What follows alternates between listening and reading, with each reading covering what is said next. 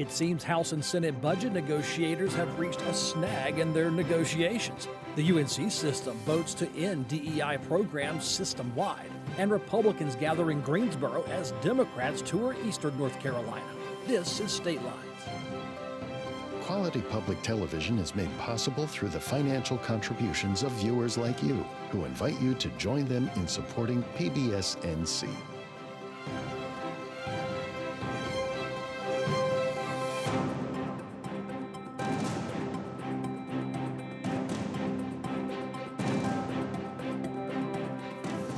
Hello again. Welcome back to State Lines. I'm Kelly McCullen. Joining me here at the big round table, political analyst Joe Stewart, Senator Gale Adcock of Wake County. To her right, Representative Kyle Hall, who represents Forsyth and Stoke counties, and our good friend and Capitol Bureau Chief of the News and Observer, Don Vaughan in seat 4. Hello, everyone. Well, it was a quiet week. It's Memorial Day weekend, and then it pops up, the budget pops up, and you're in the middle of this, Dawn, because I'm going to give your team full credit. The News and Observer led the coverage this week on a possible snag in what I thought was previously a very quiet House and Senate budget negotiation to just tweak the existing budget bill or law. Senate President Phil Berger says he cannot support House plans to spend $1 billion with a B dollars in earmarks using money from the state's reserve fund.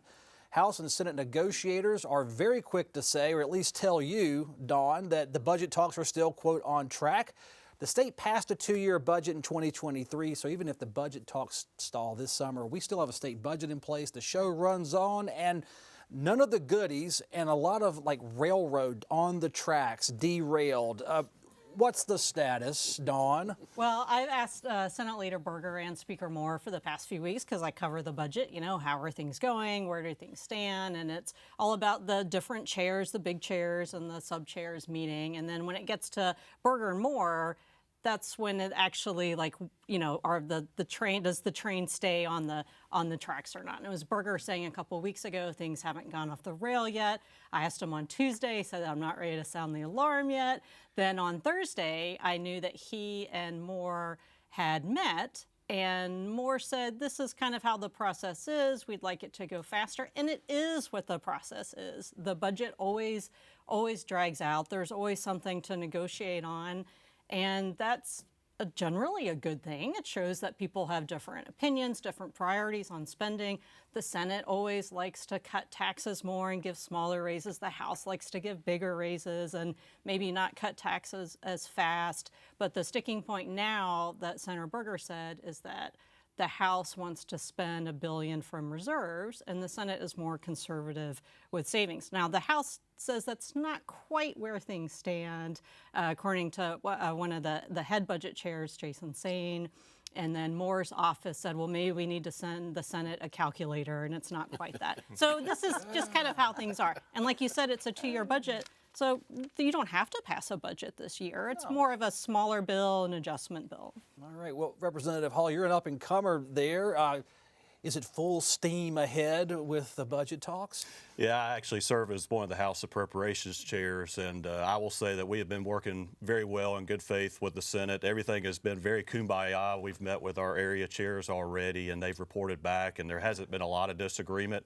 I don't exactly know what happened between Speaker Moore and Senator Berger. I wasn't in the room. I'm sure we could have sold tickets for it and made some money off of it, but you know, we do this every year. It's always at this point where there's this tug of war between the House and the Senate and who's going to do what better. And at the end of the day, we're going to come together and we're going to have a budget that I think every North Carolinian can be proud of. Let's not trust the reporter in the mainstream media, Representative Hall. Let's.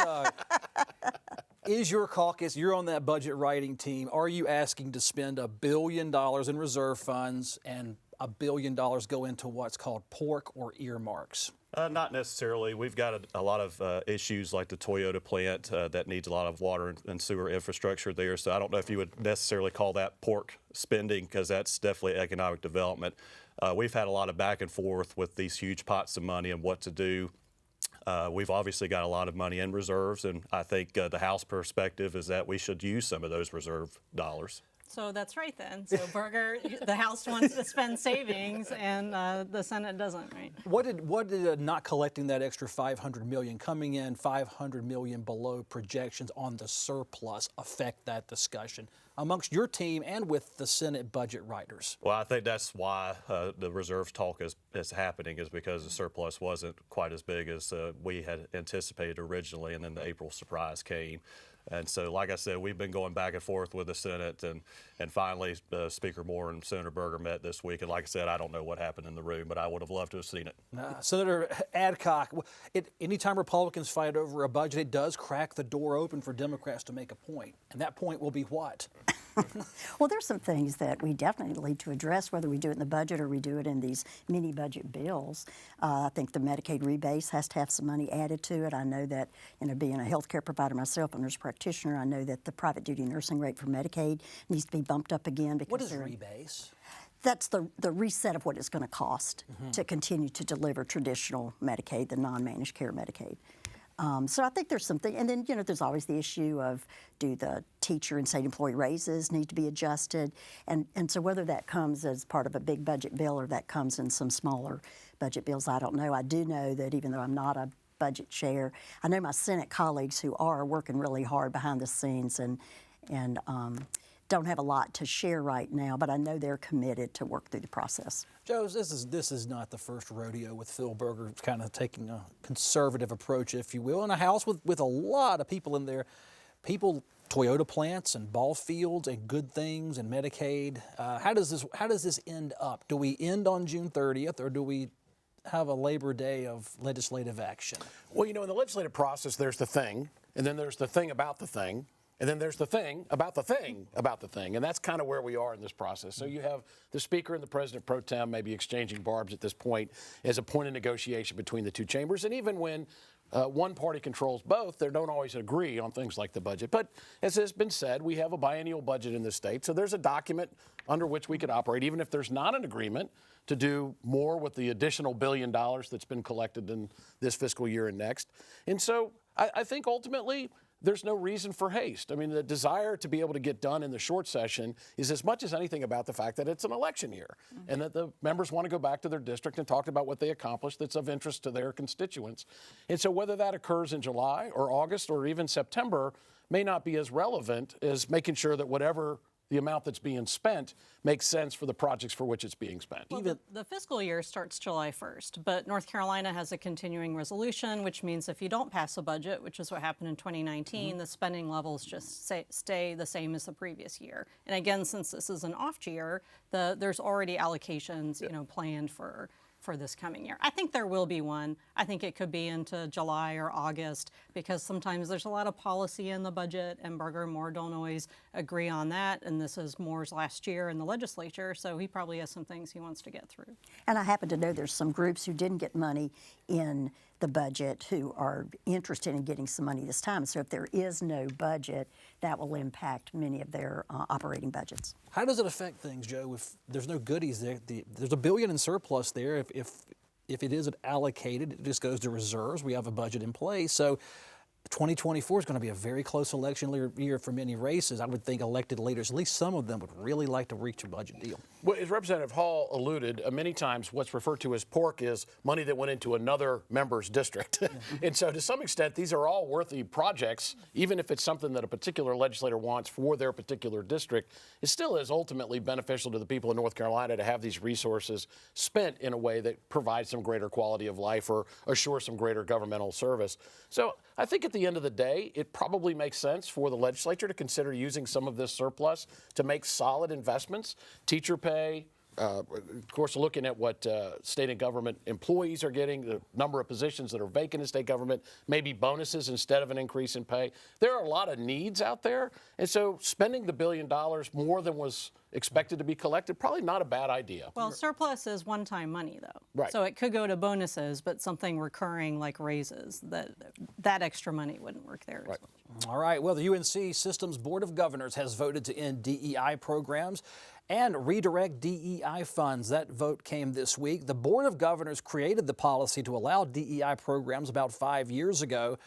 So this DEI program repeal will require each UNC system campus to issue a plan of action to be given to UNC system president Peter Hans.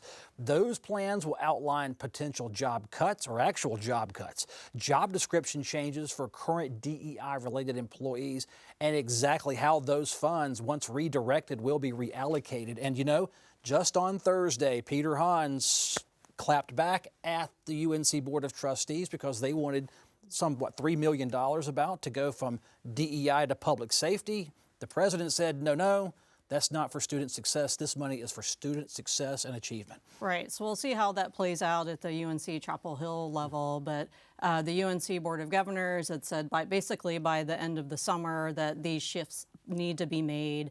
And it's enough of a runway that we don't know exactly yet if people are going to lose their jobs or if it can be shifted into something else. But I would imagine some people would, or some things would have to change because there's only certain amounts in a budget and how much room you have to pay salaries and what people do. So it's going to upset things for the next few months as far as what the campuses are going to do. Representative Hall, when it comes to the legislature, you're watching what the UNC Board of Governors, what they do. That's a very powerful board, so billions of dollars that they oversee as well. So what is the dynamic between the Board of Governors and legislators who watch? Because we've seen you from the outside, legislators nudge in, but don't really step into such issues. It just takes care of themselves at that level. Right. I will say, I'll pull a plug for my alma mater, UNC Chapel Hill. Their Board of Trustees got this ball rolling, and I think that was the appropriate step to take, that each individual school have a stake in it. And, you know, obviously with the protests that were going on the Chapel Hill's campus, it led the Board of Trustees to really consider the public safety measures that are needed at that school. As far as the legislature is concerned, we're looking at this from the Board of Governors and hoping that, you know, I think this decision is a very wise decision because DEI, diversity, equity, and inclusion sounds good on paper, but its practice may have the alternative effect. And we're seeing it both in the public sector and the private sector, people starting to shift away from DEI. And so, you know, I think UNC Chapel Hill made the wise decision by shifting it over to public safety, but again, that's up to the Board of Governors to make that call. Senator Adcock, how university can change its policies and can do what it would like as is appointed to do so. If DEI ends, how tight and how thin is that tightrope they have to walk to make sure they still maintain an inclusive campus? Right. Because they were proud of that for 200 years. We're talking about the last 5 years. Yeah, beyond what's happening on campuses right now, what I'm concerned about is the impact globally, the impact on recruitment of students and students who feel welcome and included, and that everybody's voice is heard, right? Not just one kind of voice. And that the recruitment of faculty and retention of good faculty, because you can't have an excellent university without a very diverse student body, but also a diverse and accomplished faculty. And I worry about how that will affect faculty recruitment and retention in our state. Because everybody across the country, I talk to my nursing colleagues in particular who teach at universities across the country, and they're seeing, you know, there's that kind of churn of retirements and people moving to other places. There are other places for our faculty to go and to do the research they do, the teaching they do, and if other places are more attractive to them, we'll lose them. And I worry about the quality of our universities if that were to happen. So do you believe that not having a DEI office and eliminating it overshadows the decades, or even century or more of like great research that has gone on, for instance, at UNC Chapel Hill, or the 100-year legacy of work at East Carolina? Is a 5-year run of a department that proved to be temporary enough to offset all of that reputation? I don't know about that, okay. But I will say that whatever you call it DEI, call it anything else, that history of inclusiveness, that history of trying to have a broad perspective of students and faculty is important no matter what you call it. And does it need to be concentrated in an office? I don't know. As long as it is implemented, as long as it's embraced across a university system, that's what's most important. Joe, turning to you, this is always a tough topic to discuss because those who believe in DEI think it needs to be codified. It's part of the structure of anything that we do, your organizations, universities aside. Others say it was a sledgehammer used over us for 5 years, and now the tables have turned. the opposite reaction to a reaction? You know, this may be an issue that just is a reflection of the increasing complexity of these types of issues in our culture. I mean, we think of race and ethnicity and gender identity and sexual orientation. There's a far greater sense of the array of options within all of those different factors in the continuum. And institutions of higher education, and whether they're public universities or private universities, have to figure out what's the right pathway forward, as Senator said, make sure that they're appropriately inclusive, that people feel welcome, that there's equal opportunity for educational attainment in these institutions, regardless of how you identify or how you reflect racially or ethnically. So it's complicated, and I don't know that we found the best way to address it yet, but I think it's important to continue to talk about what's the right way to make sure these campuses feel inclusive. We have our problems, but our state just does seem to truck right along. And by the way, folks, PBS North Carolina is part of the UNC system. Let's move to our next story, where legislative Republicans could be ending a law, actually, that automatically expunges records of people who are found not guilty or who had their charges dismissed. It's a complex law. It's a current law passed back in 2020, yet it's been on hold for 2 years now. Most Democrats, a lot of advocates, don't want the law repealed even if it's on hold. Republicans say the system simply isn't working, Joe. In fact, people's records are being expunged before humans can process them, and folks are staying in jail longer, and there's a lot of problems. By the way, that law passed unanimously, over 100 votes in the House. Everybody liked it. What happened? Well, part of the challenge is here, and when the law was being discussed and debated back in 2020, one of the statistics that was mentioned is that 1 in 4 North Carolinians has some sort of criminal record that may impact issues like employment or housing. And so the desire is for these nonviolent offenses for which there was a not guilty or the charge was itself dismissed to try to remove whatever stigma there might be associated with that particular person's involvement with the criminal justice system. The challenge is, as Representative Sarah Stevens, who's been the champion on this particular piece of legislation, said, it's a mess because the situation that it's dealing with is messy. People have criminal records and they get involved in various things. They may have 2 or 3 different offenses, 2 or 3 different counties, different jurisdictions where they're being prosecuted. I think at the end of the day, part of the reason why what was called the Second Chance Act was halted is it wasn't working practically because the situations it was trying to deal with were complicated. And I think at this point, it probably does make sense to drop back and say, we're all in agreement that this would be good public policy to make sure people are not in some way stigmatized, but it's got to make sure that it makes sense so that people are not being adversely impacted as they go through the criminal justice system. Senator Adcock, do you see any issue with halting a law, repealing it, and maybe revisiting it, or do you sense there may not want to revisit expungement once they repeal the law? Well, Representative Hall and I both know how hard it is to pass a law. And when you get that many votes in favor, to think about dropping it and starting over again is not something I would want to see. I also think it's a really good public policy move. And rather than trash it, we should look at how to make it more practical to implement. You don't just throw it out, in my opinion. So I think there's a lot of space between letting it continue to all the problems we're hearing now versus just totally repeal it. I don't want to go back to the drawing board on that. And at the same time, relying on stakeholders, Senator Adcock and I just pretend to be lawyers in the state legislature. We're 3 years short of a law degree. Yeah. So we're not definitely not experts on court matters, but it comes to my understanding that this is a request of the DAs and the clerks when it comes to record retention, and getting all those stakeholders in a room too while you're going through the legislative process and getting them all to agree is also very complicated. And there's e-courts, and so it seems like the court system's just got, in trying to modernize, paperwork's winning this one, Dawn. This automated stuff and AI and computers and on. Well, I would just say, have you ever done any work to remodel your home? It's always messy in the middle. Anytime you make a change like that, and so for us to think it's too messy, we should just back off and leave it unfinished, makes me a little nervous. What do you think, Dawn? You follow these issues. This is just one of many bills down there, but a repeal of a law is pretty stark answer to a bill or a law that doesn't work. Well, I'm not a lawyer either, so. Give us your best shot. You did mention e-courts, and that has had a lot of issues with its rollout, and that's something that is kind of sputtering along. People have different views on whether that should go ahead or needs to be fixed. And it's, like anything else in the with legislation, with changing things, there's going to be hiccups. So, there's never going to be a perfect rollout. And so it's basically comes down to, do we throw something out and start over? Do we keep going and fix it along the way, like a car with its, losing one wheel? Do you change the tire or get a new car? So I think we're seeing that the same kind of thing going on. Is there still bipartisan support at such not extreme levels? Extreme is the wrong word. Unanimous level to do expungements even if this law is repealed? Because I've read a lot of articles about it.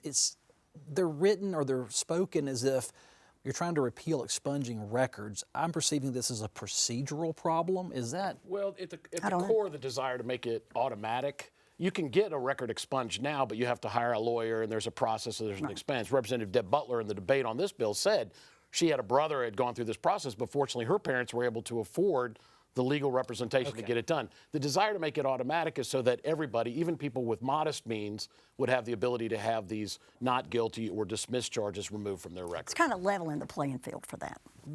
When it's repealed, do you see it going back into long session, trying to repurpose this law, trying to rewrite it or reintroduce it in some way? I'm sure that's probably part of the process. I don't think we need to talk about long session yet, right? Well, I don't know that if this that complicated that you can really do it in a short session. It's hard to get people's attention for a big policy issue in the short session when people are trying to get the And this short session is intended to be Short. short. And there's bipartisan appeal. intended, There is a bipartisan appeal for you folks to get a summer break at least before you head to campaign season. Speaking of campaign season, Republicans in North Carolina are gathering in Greensboro this weekend for the 2024 state convention. There are nearly 5,000 locally elected delegates, and they are expected to officially nominate Donald Trump for president. Mr. Trump received 76% of the primary vote in March. Representative Hall, you said you're going, at least dropping by for a visit. What do you expect out of the GOP convention, and what do they mean as compared to the importance of the national GOP convention where you nominate the presidential candidate? Yeah, I'm heading there to Greensboro right after we wrap up here, and I know what I will expect is a lot of enthusiastic people for electing President Trump again, as well as Republicans up and down the ballot. We've got a lot of great volunteers and activists that are going to be there this weekend to really get them mobilized for the work that we have to do in November, which I think we're going to be very successful in November. I think that if the average North Carolinian looks at the past 4 years under Joe Biden, seeing open border policies, anybody just coming in, you go to the grocery store and the price of food has just skyrocketed. The crime rate is going up in our cities across America. Our foreign policy is kind of abysmal. And I think at the end of the day, a voter is going to go to the voting booth and remember that under Donald Trump, America was a much better place. Now, with the state GOP convention, do down ballot candidates get bumps? Does the media care as much about a GOP convention as they do following the top of the ticket, your Mark Robinsons, your Hal Weathermans, as they tour just individually across the state? Well, last year the GOP convention was, had a lot of big names. It had DeSantis, it had Pence, it had Trump there, and so because of that level of interest at the time and who the guest speakers were, it's Laura Trump, who's from North Carolina. It's Trump's daughter-in-law will be there this weekend. Robinson is expected to speak. Not everybody's going. Senate Leader Berger is not going. I think it's part of it. It could be the timing of Memorial Day weekend and what your priorities are if you want to get together with others in your party. So it's not as a high profile an event as it's been in the past. And I think we'll see kind of, the different wings of the Republican Party, obviously the Trump and MAGA wing and the more, I guess, establishment conservatives and what they think about that. But it seems like the various wings of the party still want their whole ballot elected, whether or not your favorite is who the presidential nominee is going to be versus down ballot in the legislature, because everybody in the legislature is on the ballot this fall too, and then of course Council of State. Now I want to split this story up and talk about the North Carolina and National Democrats who were on tour or making stops across North Carolina in the eastern part of the state this week. It's a 2-day, 6-city tour on Thursday and Friday, visiting places from Elizabeth City over to Greenville. They headed west into Smithfield. And the Democrats are focused on African-American voters in this region. And to illustrate what they say, President Biden has been doing for rural voters, Senator Adcock. I won't ask you what you think of the GOP convention. I can predict that. However, the Democrats are doing a counteroffensive in the east as the Republicans meet in the central, sort of the western part of the state for some folks. Well, what I would say is that this is a great indicator of how interested everybody is in North Carolina and how important they believe North Carolina is going to be in this election. And what the Democratic National Committee is doing this weekend in Eastern North Carolina is visiting towns in these various counties to bring home the point that a lot of investments have been made by the Biden administration, mostly through the American Recovery Act, but also Recovery Plan, but also through the bipartisan infrastructure bill. And one of the stops I know they made yesterday was to Elizabeth City State University, where $15 million was invested through the ARPA to help them with all of their needs because they've been underfunded for so long. So I think we can all agree that North Carolina is of great interest to both parties in this election. And Joe, they say only the big cities matter in North Carolina anymore. Hogwash. They went to Elizabeth City, Greenville, Smithfield. You know they stopped in Goldsboro. They had to. Well, I think to some extent the amount of attention North Carolina is getting by the national political parties is some indication of the belief that North Carolina remains a battleground state in the presidential contest. Donald Trump has won twice here. He won by fewer votes than he did in 2020 than he did in 2016. The polling at this point still seems to favor President Trump in the re-election. But we have to remember in 2020, Roy Cooper got 75,000 more votes cast for him than Donald Trump did. There were Trump-Cooper supporters in 2020, and there may well be Trump-Stein supporters in the 2024 election. And so it's not just about the battleground nature in the presidential contest. I think the national parties on both sides see their presence as being important for these top-of-the-ticket state races. But to some extent, I think it is safe to say the perception that North Carolina is a battleground state in the presidential contest probably will be true up until about Labor Day, and then the decision will be made principally by the Biden campaign whether they stay here or shift resources to other states that are more battlegroundy. And a Trump-Stein voter would be a fun person to talk to. Thank you so much, Joe, for being on. Senator, I hope you had a good experience on state lines. I hope you'll come back. Representative Hall, same for you too. Thanks. Good luck this weekend. And Dawn, always good to see you. Even better to see you folks watching State Lines. Email your thoughts and opinions to statelines@pbsnc.org. I'll read every email. I'm Kelly McCullen. Thanks for watching. We'll see you next time.